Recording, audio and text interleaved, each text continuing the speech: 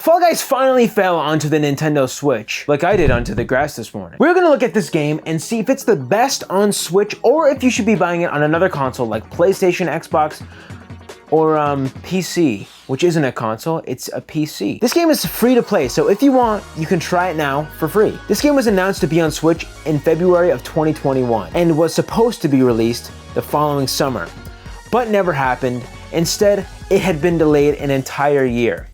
Just like my birth. Let's start with some great features this game has so far. This game is cross-platform, so you can play with any other friends that may not have a Switch. It's like crossbreeding, but without the breeding. One thing that's great about cross-platform play is someone can be playing on the PlayStation on the TV, and you could be sitting right beside the guy that's playing on PlayStation and playing the Switch. Or if someone else that you know has a PlayStation or Xbox, and you have a Switch at home, you can play with them. It's amazing. And one of my favorite things about this game is that it has cross-progression, which means that I can pick up right where I left off from my Switch onto my PlayStation, vice versa. Just log into the same Epic Games account and you're set. So if I'm holding onto a pug outside, then boom, Switch. If I'm inside and want better graphics, then boom, PlayStation. All the same account, all the same level, you're not losing anything. It all works together. So let's hop onto a game on the Nintendo Switch. Okay, the load times are quite long. That could just be because the day I'm recording this, it's a brand new free-to-play game and everyone's trying it out, but it's most likely due to the fact that it's free to play today and the servers are just crammed. But when the game actually works, it's great.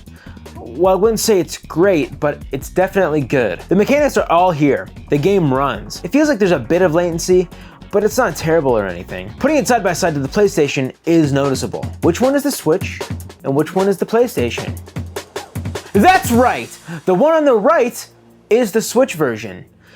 And that's pretty obvious. The Switch version has a major frame cutting to every character in the game except yours, the one that you're playing as. And it's extremely noticeable. It looks like everything is lagging and you're the only thing that's not, when really it's a technique the Switch uses to decrease the power usage. The Switch can't run every character at the full frame rate like PlayStation or PC or Xbox. The Switch version also has a clear resolution downgrade.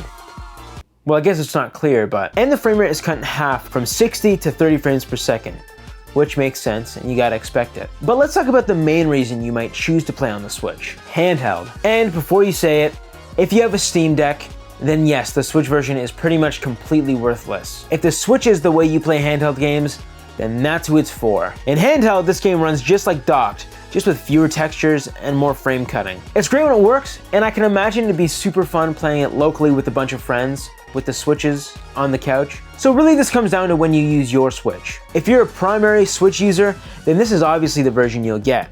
But because of the unique cross-progression feature, this game is wonderful on every console. And on Switch is perfect when you're not at home with your other gaming options. If I'm at home and I want to play, I'll probably play this on my PlayStation. But if I don't want to play on my TV or I'm somewhere else, then my Switch is more than fine. This game isn't best on Switch, but it's definitely complemented by the Switch, and makes this game great for every situation you may be put in, unless the servers are down.